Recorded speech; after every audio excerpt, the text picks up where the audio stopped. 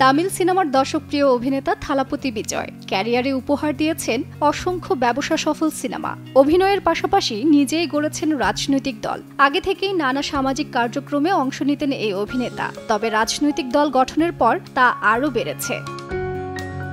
তামিলনাড়ুতে কৃতি শিক্ষার্থীদের সংবর্ধনা অনুষ্ঠানে অতিথি হিসেবে যোগ দিয়েছেন বিজয়। সেখানে রাজ্যের নানা পরিস্থিতি নিয়ে যেমন কথা বলেন, তেমনি শিক্ষার্থীদের উদ্দেশ্যে সঠিক জীবন গঠনের জন্য পরামর্শমূলক বক্তব্যও দেন তিনি। বক্তব্যের শুরুতে অভিনেতা জানান, যাই হোক না কেন, যে কোনো মূল্যেই হোক না কেন, নিজের পরিচয় হারানো যাবে না।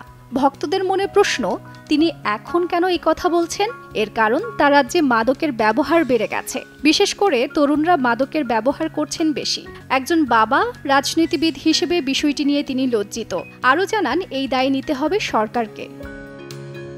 পরীক্ষায় যেসব শিক্ষার্থীরা ভালো ফল করতে পারেননি, তাদের হতাশ না হওয়ার আহ্বান জানিয়েছেন বিজয়। তিনি বলেন, সফলতার শেষ নেই এবং ব্যর্থতাই কখনো চূড়ান্ত হতে পারে না।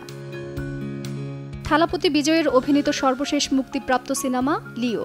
গত বছরের 19 অক্টোবর বিশ্বের 5,600 প্রেক্ষাগৃহে মুক্তি পায় এটি। মুক্তির প্রথম দিনে বিশ্বব্যাপী সবচেয়ে বেশি আয় করা তামিল সিনেমার তালিকায় শীর্ষে জায়গা করে নেয় এটি।